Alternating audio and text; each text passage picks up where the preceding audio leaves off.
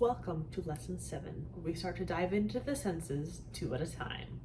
In this lesson, we will be going over sight and sound. So most people have the basic 5 senses: sight, smell, sound, touch, and taste. Most characters will have all of these senses, but some may have impairments which cause the author to not be able to utilize those when writing from that point of view. It's best to learn how to use them all so that you don't get repetitive solely relying on sight, which is not as effective when it's the only sense used. There are more senses in the basic 5. We're going to go into an extended list, so we're going to include some temperature, time, balance, pain, and the ability to feel a change in the weather, hygroreception. So let's dive into the first sense, sight. Sight is the most common sense utilized in storytelling. What can the character see if written from a limited perspective? Or what can the narrator see if written from an omniscient POV? Pretty self-explanatory. Let's jump straight into an example. From the short story With You by Jessica Ann York, she writes, "The soft colors bleed around him like salt on a watercolor painting. He is always blurry in my childhood memories, an impression of an impression." Anne talks about the visual distortions the main character sees around her friend, comparing it to the painting technique of salt on watercolor. If you've never seen this technique before, it's pretty cool. I recommend looking it up.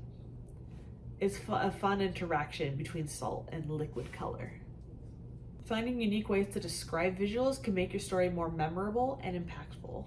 I get ideas from reading short stories and highlighting my way through them, writing my favorite quotes in notebooks.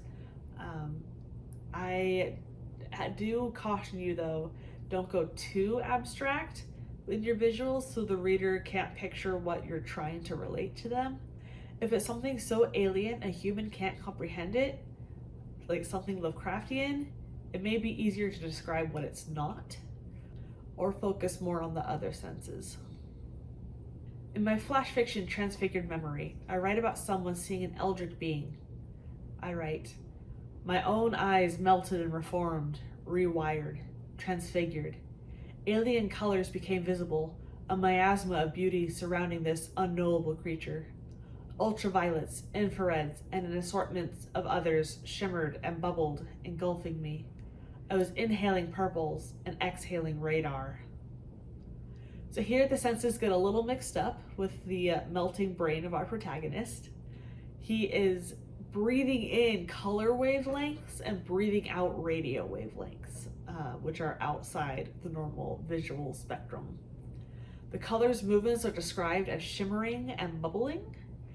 If I wanted to go even further with the description, I could relate the shimmering of after-party glitter on spilled oil and the bubbling to maybe something like melting plastics, twisting, expanding, and ultimately bursting when stretched too thin, like the character's mind.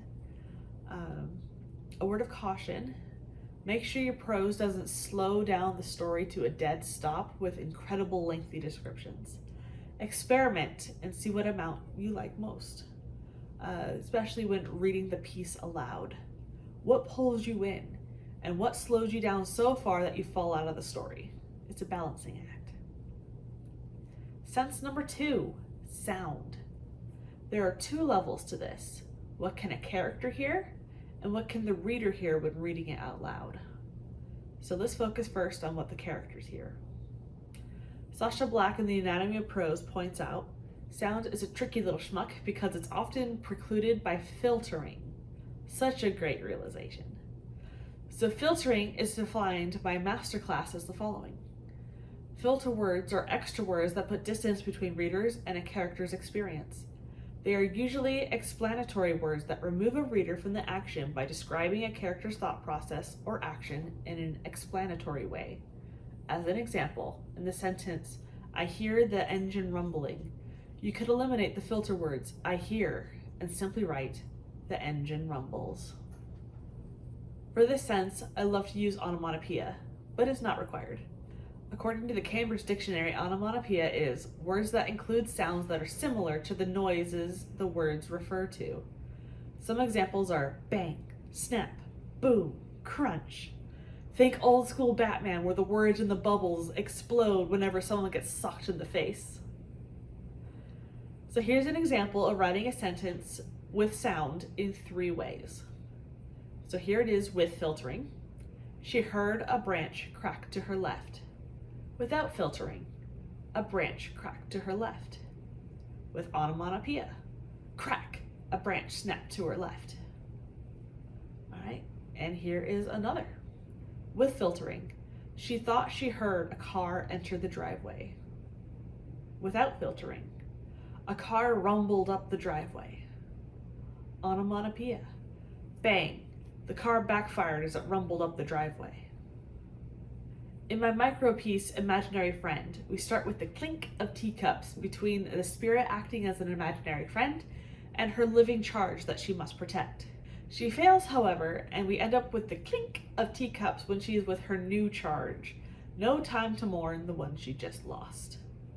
The same sound now has a different emotion to it, even though it is the same context. Mirroring can be a delightful technique to utilize. So here is an excerpt from that story. Clink. I raise the teacup to hers, then sip at the non-existent tea. Where are you from, Miss Nesbit?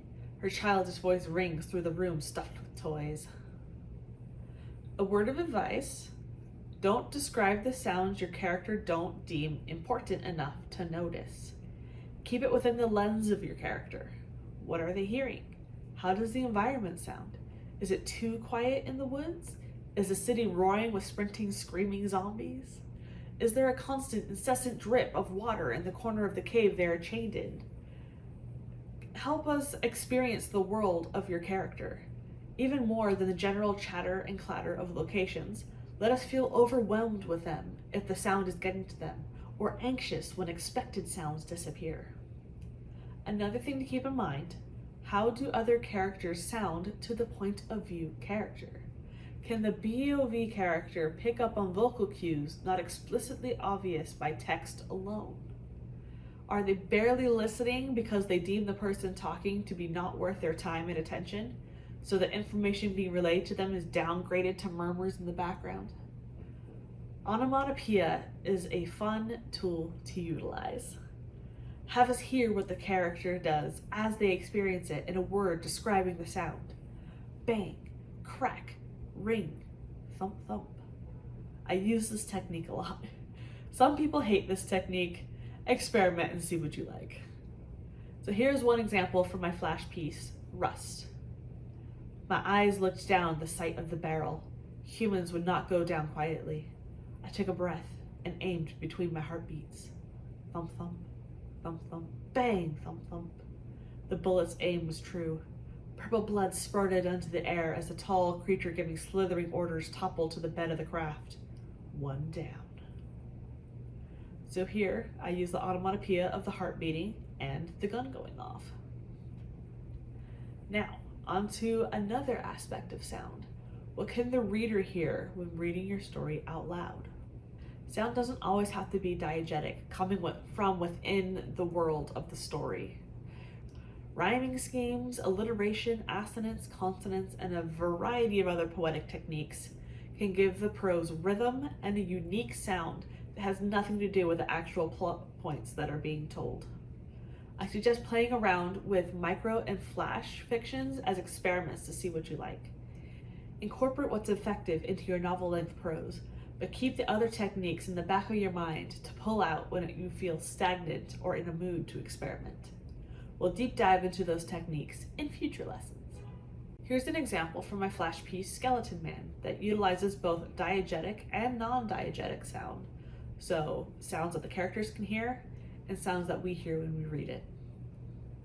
Without waiting for a reply, his ancient form moves, creaks, scrapes forward around the beating altar where the heart of the city is laid bare. Inch by inch, he scritches closer as my limbs grow numb.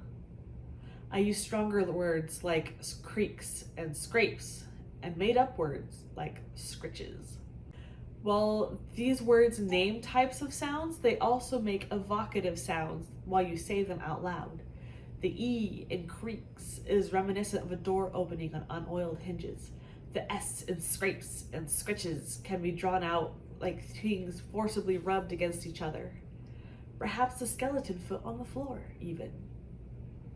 In summary, sight can be used to show what the character is interested in looking at, painting the world to the reader.